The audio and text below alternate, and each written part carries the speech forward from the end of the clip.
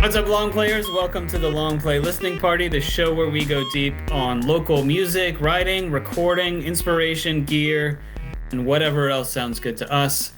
I'm Howie Howard from Mr. Furious Records, joined as always by my illustrious co-host, Nate Holt, Astrali's Music. What's going on, Nate? Hello. How's everybody doing? We're good. And guest this week, Kat King. Welcome, Cats. Oh, thank you.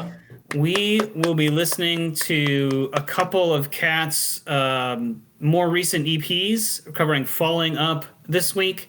And next week, we will cover the Say What You Mean EP, the New Sun single, and Kat's brand new single, With Nothing in My Way, which you can already pick up on her Bandcamp page, catking.bandcamp.com. Links to all the things in the description. Kat, to get started, I kind of want to go all the way back to the beginning. Where did your musical journey begin? In childhood? In high school? Where did you start? Yeah, so it's pretty hard to pinpoint where it started. I remember starting a band probably as early as second grade called Run to You. Awesome. And I did not know how to play an instrument yet, but Was that a Bryan Adams homage? in second grade, no, it was not. No, okay. I would have been like, hey, props. That's still a cool name. Know. It's still a cool name, but thanks. Maybe I'll bring it back someday. Yeah, you should.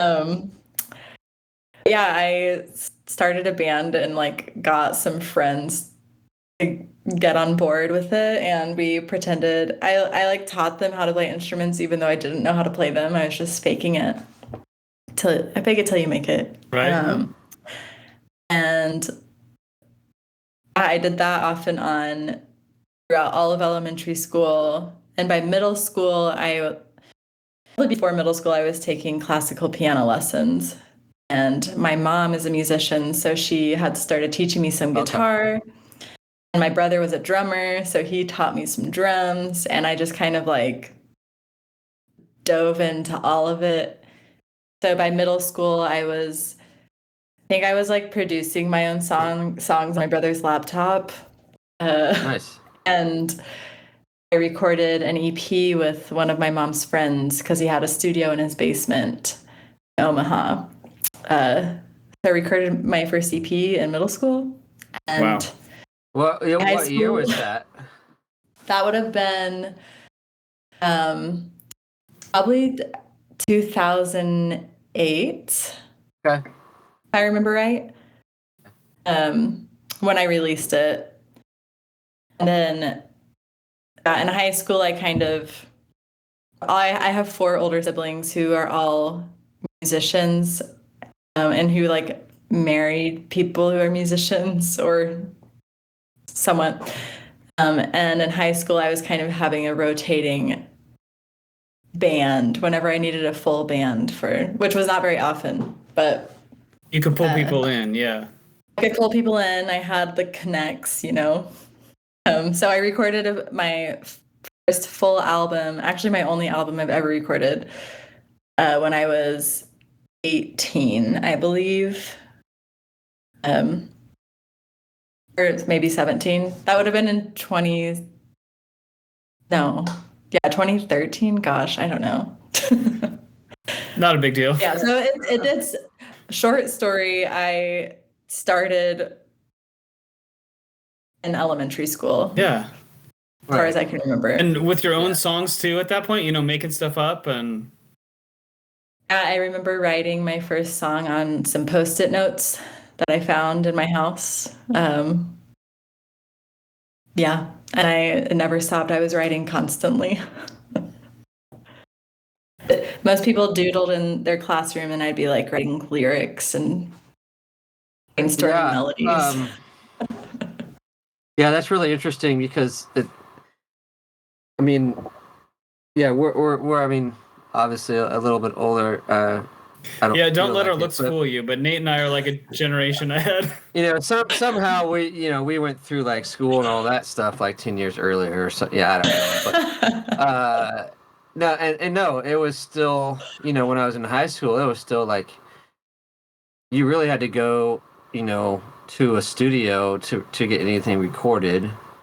And then, I think, when I was into college, there were like, start 4 tracks or like stuff like that started to be more common. I know that I had like an old school sequencer and a keyboard and like a 4 track, but like I just for I don't know why I just didn't stick with it. And I think if I had, I would have, probably been into some of the computer, getting into the computer stuff like around the time that or before the time that you said you were getting into it. But I think like that kind of stuff, started really getting easy to access, like middle 2000s, and it started, just kind of, more and more people could get into it and do their own thing without worrying about, paying a whole lot of money and all that kind of stuff. So that's really cool.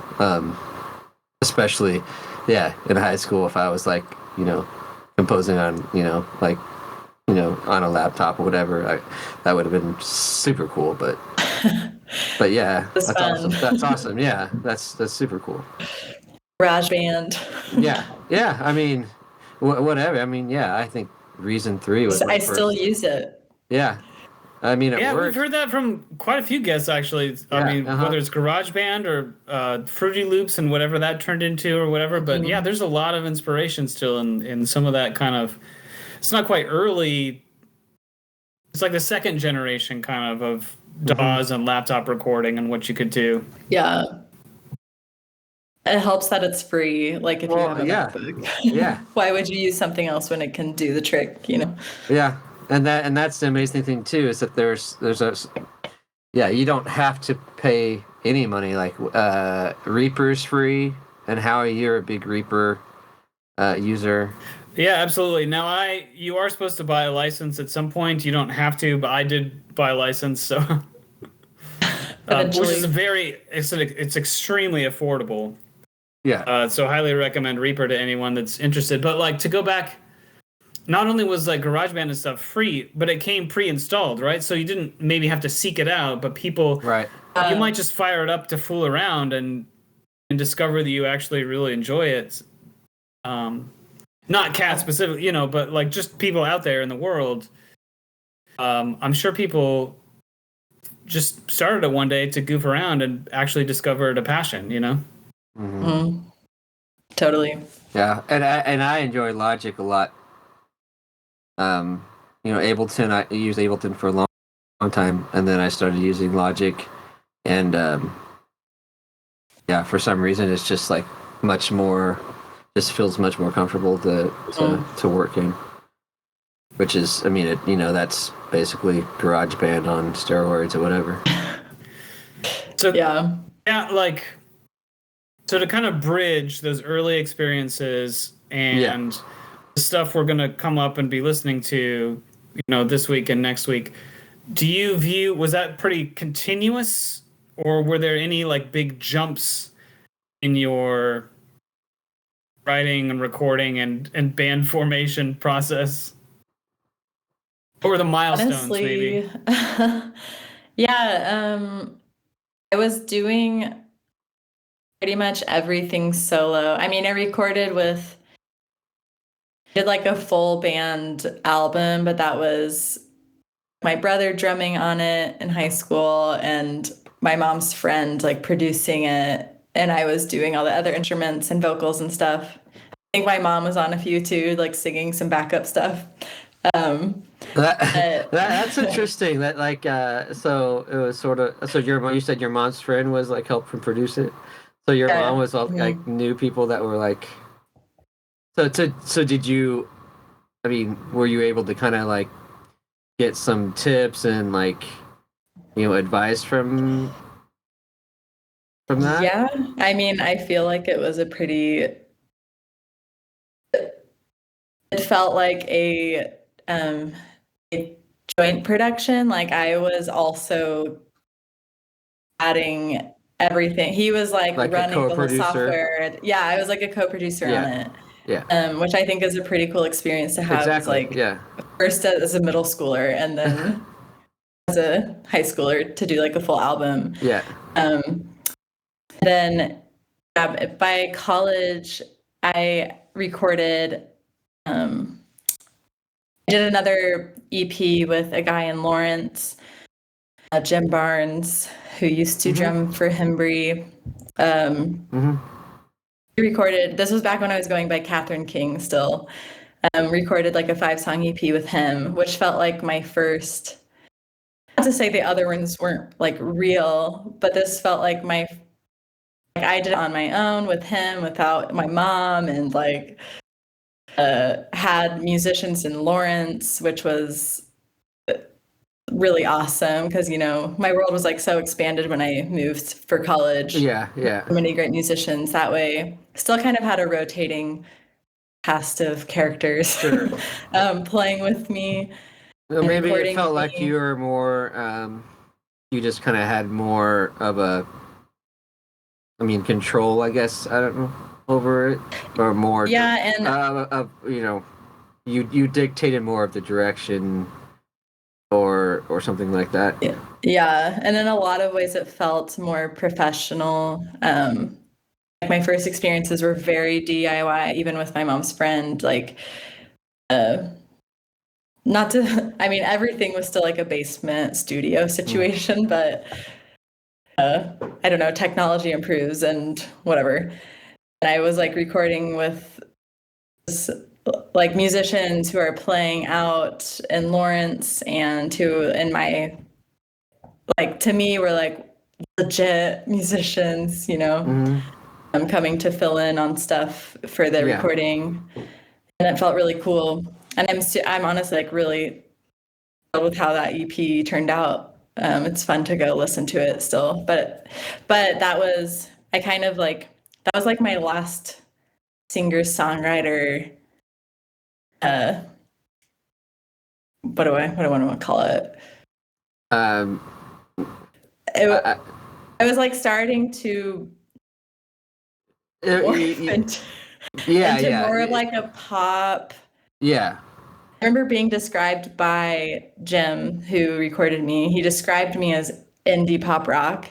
I'd only ever thought of myself as like singer-songwriter because I was playing acoustic guitar and singing very like lyrically driven songs.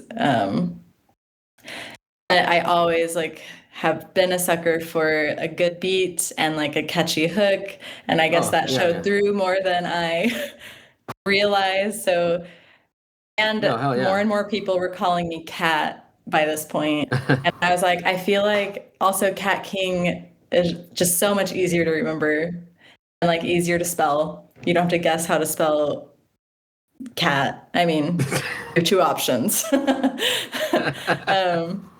Anyway, so that EP was kind of like my goodbye to Catherine King, goodbye to singer-songwriter, and then I changed to my stage name to Cat King. I really started to try to find a band, but in this process, I was still recording my own stuff on GarageBand, which was when I recorded Falling Up. That was my senior year of high school, and I did it as part of my my senior like capstone project. Right. So I produced the song myself, and I really did like a video diary of the process. And I had a friend master what I made on GarageBand, and that was Falling Up, and that is what is still on Spotify. So that was my first like release as Cat King. It was all me. I just was like messing around in my bedroom. There it is. Let's give it a listen. Good timing, Nate. Yeah. Yeah, I figured that was a nice segue. Perfect. Good segue. Yeah. So you still, so you were saying this is still on GarageBand and. Yep. What did you use, like, as a microphone? Like, what did you record with? I think I recorded it all on this little like Snowball. Do you know that brand? Yeah. It's just like a USB mic. Yeah, exactly. And I was just like in my bedroom messing around. And I had found this beat on GarageBand, and it just kind of morphed from there into this.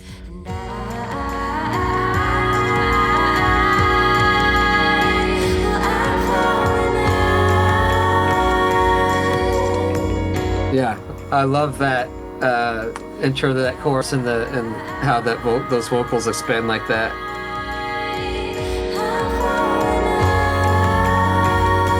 Is that delay or is that like overdub? Oh yeah, I caked on reverb and delay for those choruses and tried to add as many harmony,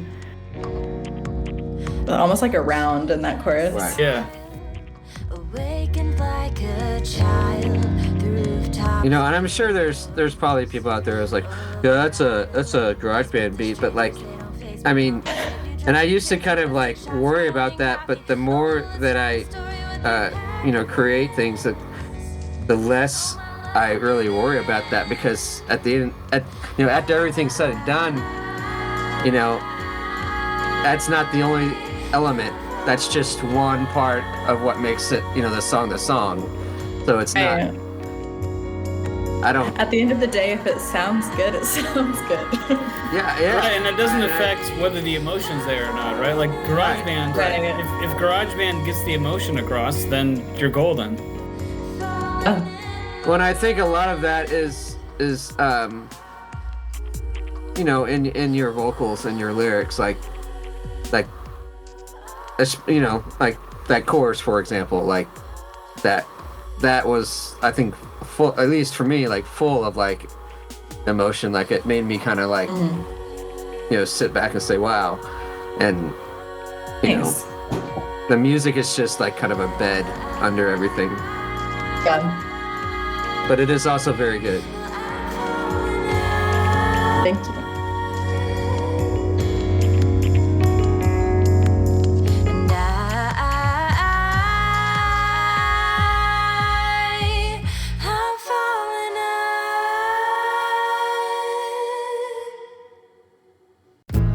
Did you play everything? Yeah.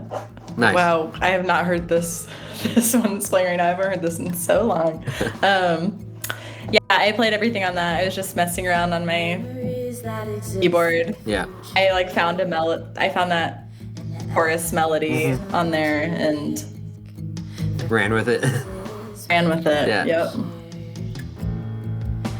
Kat, I'm curious, will you tell us a little bit more about like that transition into more of a pop style on purpose? Like you were talking about how Jim, you liked listening to that stuff, and Jim kind of heard it in your music, and then you sort of made this choice, changed the name up a little bit, and like, I don't know, what was that like as you're starting to write those first songs in that more intentional pop style?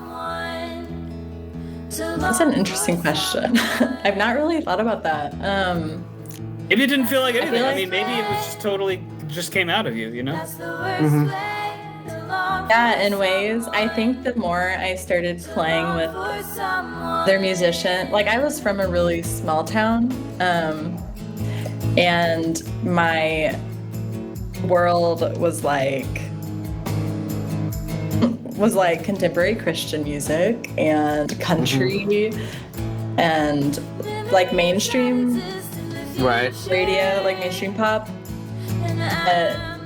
More I was playing with other musicians and being introduced to more music. Like, I also think playing multiple instruments, like I'm always thinking about drum beats, and like that's really important in my songwriting, is like if it is grooving in a way that I like. Yeah. And I think, yeah, it was just kind of a progression in that. I was like allowing myself to explore other parts of music that I really enjoy. And I don't know, life experiences made me write about. I don't know. I was listening to a lot more like new music to me. Getting inspiration. I'm always pulling inspiration from things I'm listening to. And I'm a sucker for pop and indie. Yeah. Hip hop. But the more I listen to it, the more it's like coming through in my songs. No, I mean, there's something about like a good, 3-minute or so song that like, kind of hits every kind of, hits all the right notes, so to speak, and then it's done and you just kind of want to go back and listen to it again. Yeah. I know, I like songs like that. I mean, I also like, longer compositions or whatever, but I know what you're saying about like the pop kind of format. Like it's, I don't know. Yeah. It's a cool format to kind of put, like just a couple really cool ideas and not really, bang people over the head with them, but just kind of like explore them a little bit. And even leave yourself wanting more. I mean, you can always expand on music whenever, but like I think especially nowadays with attention spans and stuff, like that's the kind of, I guess, music that a lot of people just like, because it's sort of like you can just pop it in a playlist and move on, and which is, I'm not saying it's a bad thing, it's the way it is. I thought where you were going, Nate, and I think this might be a part of it too, but one of the things I like in my listening to, I don't listen to a lot of like pure pop, but I love the interplay of like something weird and something catchy, and like, so like, just as like a really obvious example, like Radiohead's In Rainbows, and I love all of Radiohead, but like the shorter songs and like they're kind of weird, but they're really hooky. I love kind of artists who sneak different ideas into a pop package. Yeah. I think that's, not to spoil where I will continue going with my musical journey, but that is definitely an intentional thing in my current songwriting process. Yeah, and that keeps it fun, right? Like, see what you can get away with. Totally. Yeah, so like following up the title, the first song we listened to was recorded in my bedroom in college. And the last 4 songs, the ones we're listening to now, were recorded in this cabin that I was staying in Wisconsin for like an internship. And I was staying out there alone and had a lot of time to kill. So I was like, I'm just gonna record the whole EP in this cabin and like experiment. Whereabouts in Wisconsin? Very north. Very north. Very north. Very tiny town. Yeah. I think you're like the 3rd or 4th person in the last like few weeks that have like said, they've recorded, in like a, remote cabin or like, somewhere like, far off. I'm like, I want to do that. Like, I just want to go away for like a week or week and a half and just, record music with a bunch of people and not have anything around you except for like just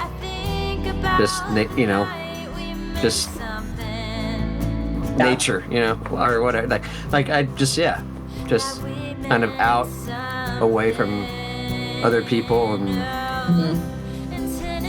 I don't know. It does sound nice, and now that you both talk about it, like I realize I've never really done that as far as like a getaway kind of thing. I guess because I've always had the gear, so it's always been like at my house, right? Right.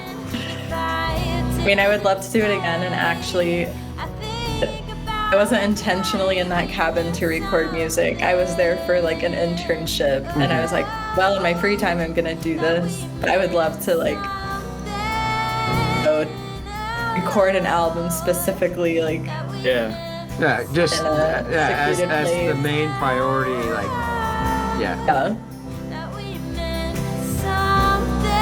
Yeah, and all, talking about your story with music and everything, you haven't really talked a lot about voice, but you got a hell of a voice. Mm-hmm. I mean, are you Thank you you. trained as a singer, or is that just come naturally and from the family and singing, I imagine, or what are your vocal kind of influences? I have never had vocal lessons or any kind of training.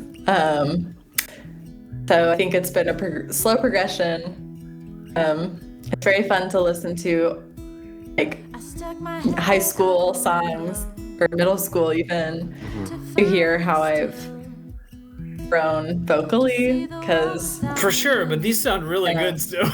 Yeah. thank you. I wish my high school recording sounded half this good vocally. Right. Or now. Yeah, I don't know. I think I was just lucky. I got born with some musical vocal cords. Yeah, and that good environment, just being Yeah, around totally. musicians, even Very not necessarily encouraged. vocalists, but yeah. Stretched all the way up. Well, I shut off my lost thoughts for once. My eyes locked in place. I realize that the mountain. So yeah, this album is mostly you. And next week, we'll be listening to "Say What You Mean." Is that?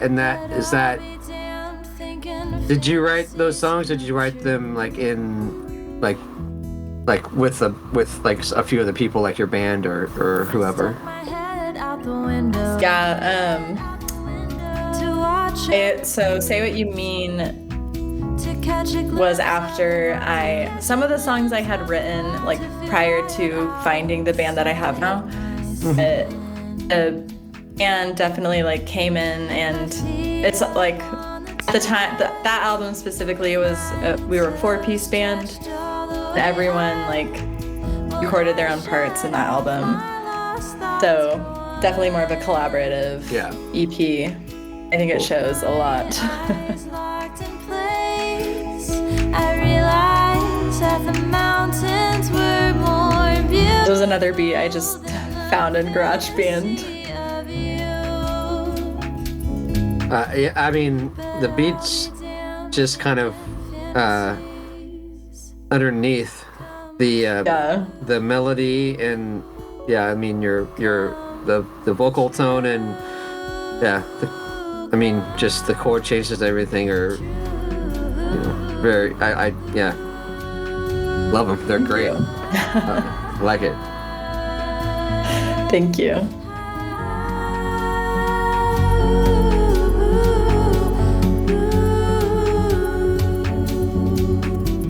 My head's outside. My head's outside. And you recorded the acoustic guitar?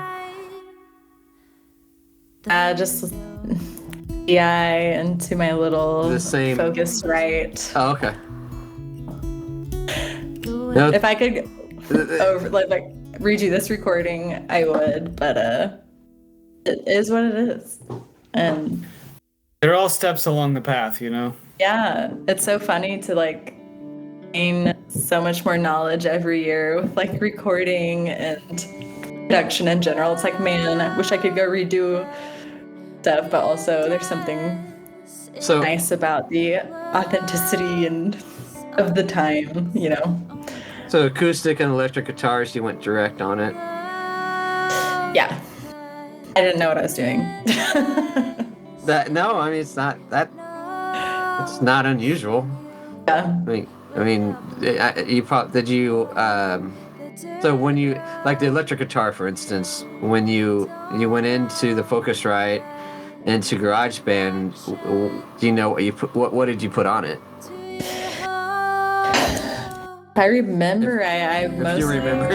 Yeah, I'm like, I always counted on reverb and delay to do the trick. Yeah. I'm pretty sure I didn't. Maybe I throw on some like I think at the end of this song I throw on distortion at the end. Those were the main effects I was messing around with.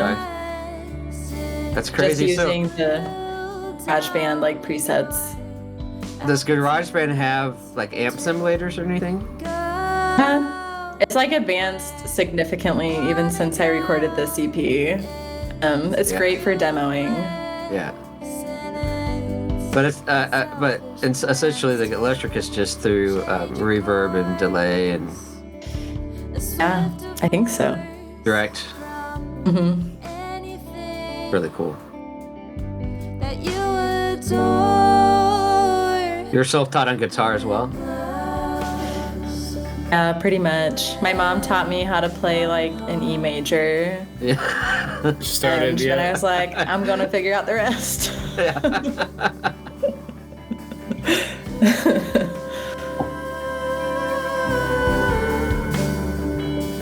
I think YouTube was really my great teacher.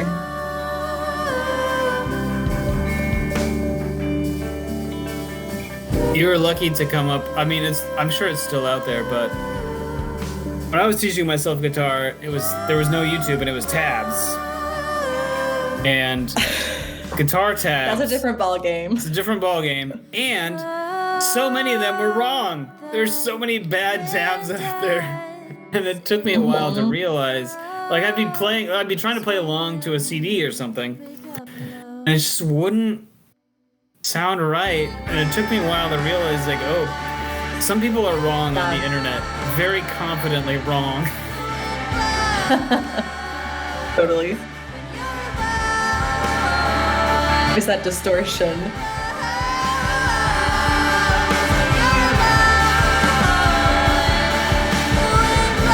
Has some like Jeff Buckley vibes, yeah. Like a verb vibe to it. I know. Honestly, I like would it. revive this song. I think full band it really That'd be slaps. cool. That'd be very cool. Yeah. Again, you could even stretch out that ending maybe a little bit. Yeah, there's nothing preventing you from re-recording that at all. Re-releasing, I know. Why don't we started to talk about Say What You Mean, so I feel like we should get to it relatively soon. But Kat, maybe just before we wrap up for the week and move on to the newer stuff, any last thoughts about Falling Up? And it sounds like it's been a while since you heard it. So I mean, how did it strike you? It's a little weird.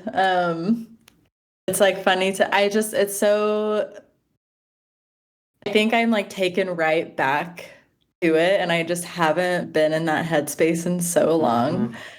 So it's kind of sentimental and like weird nostalgia to listen to it. Also really cool to be like, wow, like me as a songwriter has come even so far from that, and just like, hey, I get to do this with a band now, and like our songs are just so much more full than like what that EP could do. But I think I'm proud of what I did with that EP. Like I did do all of it by myself and had a friend just master it and add in like a couple pads in some places. And I think that's pretty cool to have a project like that. It sounds amazing for I mean, it's not like it's not like a surprise thing. It's just like thinking back to that time in high school, like like Howie said, I would have had to pinch myself if I put something out that sounded like that. That one was in college, but even in college, I mean, I was in bands in college that paid way too much for recording studios for stuff that didn't sound as good as that. So well, thanks. Yeah. I was remembering like some of those beats I was doing on my keyboard, like on Wind Blows. All of that was me like just like doing it. I didn't what is it called when you line up the beats to actually be in quantize? I did not quantize those drums. So I think I did all right. Yeah. They've got feel, we'll say. Yeah. No, I mean, Falling Up has my endorsement as well. I bought it on Bandcamp before I knew you were coming on the show, before I knew the whole story, behind it, just on the merit. I liked it. I bought it. So everybody can check that out. catking.bandcamp.com. Is it on the streaming platforms as well? I forgot to check. Only Falling Up, that song, not the EP. The Falling Up singles, EP the other off of places. streaming. You can stream it for free on Bandcamp. It is on Bandcamp, yeah. Yep. Or buy it. Links to Kat's Instagram and Twitter also in the show notes in the description. We'll be back next week to listen to more of Kat's newer music. Until then, this has been the Long Play Listening Party. Later, everybody. Bye.